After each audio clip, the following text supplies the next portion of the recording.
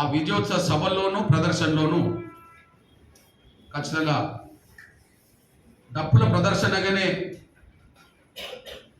ముందుకు సాగించాలని చెప్పి నేను పిలుపునిస్తున్నాను. అందులో ప్రధానంగా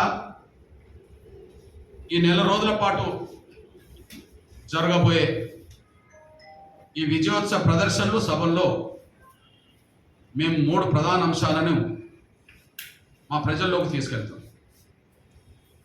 3 ప్రధాన అంశాలను మా ప్రజల్లోకి తీసుకెళ్తాం. మొదటిది 30 ఏళ్ల సుదీర్ఘ పోరాటంలో అమరుల త్యాగాలను గుర్తు చేసుకుంటాం. ఎన్ని అడ్డంకులు వచ్చినా, ఎంఆర్పిఎస్ ఉద్యమం మీద ఎన్ని కుట్రలు జరిగినా, ఎన్ని సందర్భాల్లో నిర్బంధం వచ్చినా ఎక్కడ కూడా ఆత్మస్థైర్యం కోల్పోకుండా ఎంఆర్పిఎస్ అనుబంధ విభాగాల కార్యకర్తలు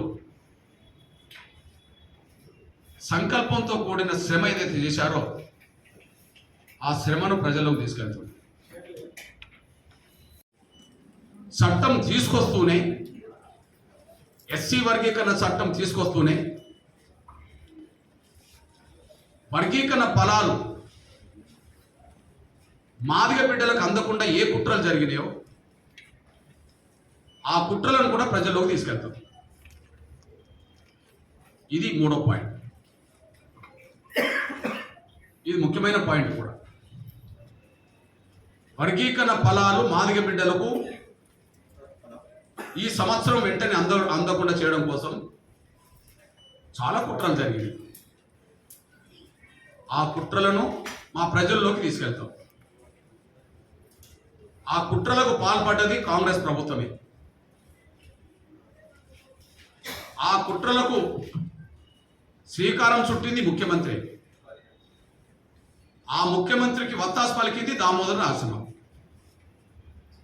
వీళ్ళ వల్ల వర్గీకరణ ఫలాలు మాదిగ బిడ్డలకు అందకుండా పోయినాయి. ఒక మాటలో చెప్పాలంటే గాంధీ అంబేద్కర్ నాటి ఒప్పందం మళ్ళా గుర్తుకొస్తుంది. గాంధీ అంబేద్కర్ కాలం నాటి 1932 పూనా ఒడంబడిక మళ్ళా గుర్తుకొస్తుంది.